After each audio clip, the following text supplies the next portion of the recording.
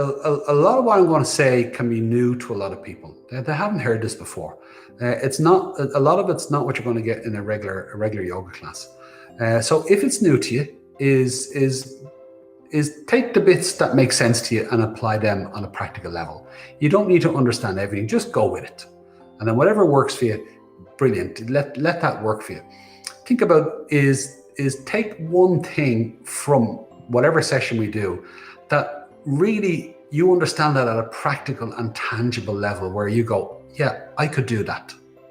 I could do that. It's like sitting on the sit bones and swaying. Can you feel your sit bones and sway? Yeah, I could do that. Okay, well, then that's what you do.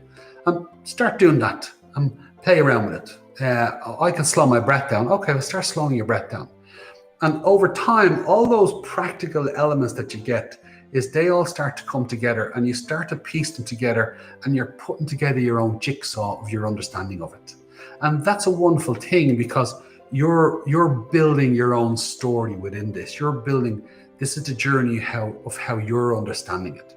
So don't get stressed that it's like, oh, this is a lot. He's saying a lot all the time. I wish he wouldn't say as much. It doesn't stop. I keep going.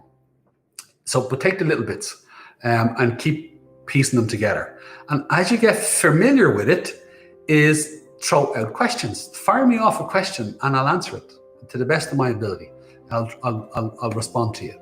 If the answer isn't going to work in the conversation we're having now, I promise you, we'll come to it later.